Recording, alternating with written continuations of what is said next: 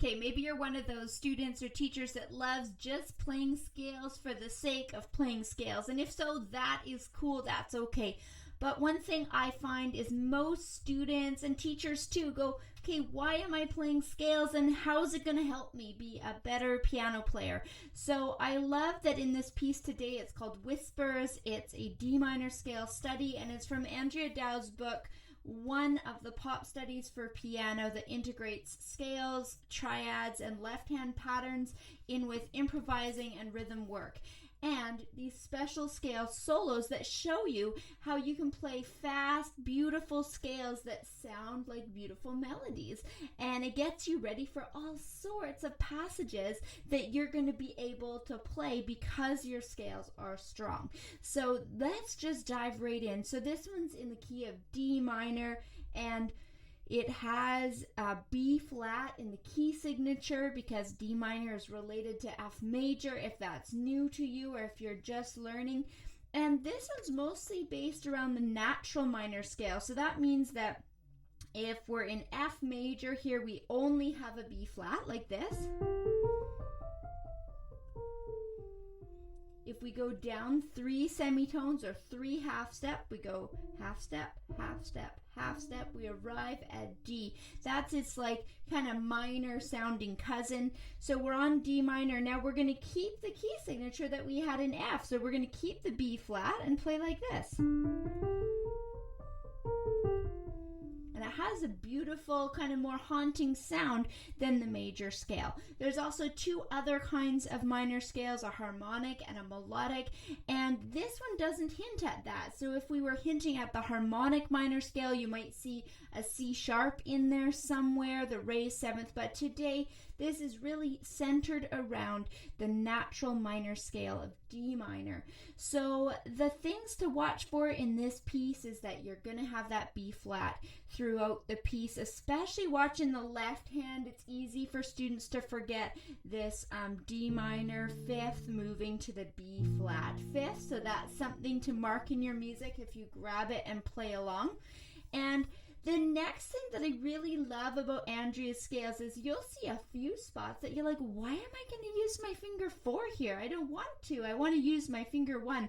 But what she's done is really set you up for success in learning scales, and where you would be playing a 2-octave scale, you would use finger 4. And so she's really cleverly integrated finger 4 in there so that it feels more natural. So for instance, at measure 18, that's the second measure on page 2, you're going to have this spot where you're on your thumb, you cross to 4, back to 1.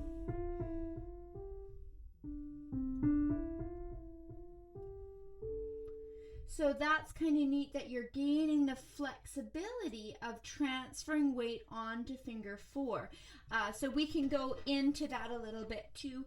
The tempo, it doesn't have a tempo marking as far as metronome speed or anything. It just says steadily. So you've got some flexibility there. It has some pedal markings in the beginning to kind of change with the harmonic structure, and that continues through. So that gives us some tips of how we're going to play this piece. If I was a student practicing it for the first time, I'd be tempted to do the analysis of the left hand first and check out those fifths, and then I'd probably leap in phrase by phrase and take a look at these cool little short phrases. So the first one in the right hand has this right hand passage.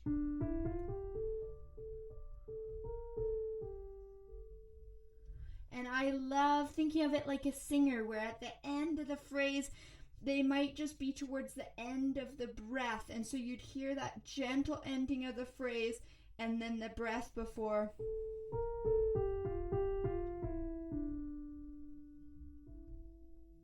And again, you can, if you're used to working alongside a teacher that's doing some wrist work at the end of the phrase, you'll have a little bit of a lift of the wrist and a gentle controlled sound to the tip of your fingers. So that's lots of detail work for today. I hope you have lots of fun learning this. Do pay attention to the fingering, because that's going to set you for success in all your D minor studies, which will enable you to do composition in D minor, improvising in D minor, and then play wonderful pieces in this key And most pieces are just combinations of scales doing awesome things. So I love that Andrea really brings that alive. So stay tuned next and I'll play this through for you. Thanks for listening in. If you have a suggestion for a Wunderkeys Wednesday, be sure to let me know. In the summer, I'll have a more flexible schedule because I want to really leap into some fun summer things with my children.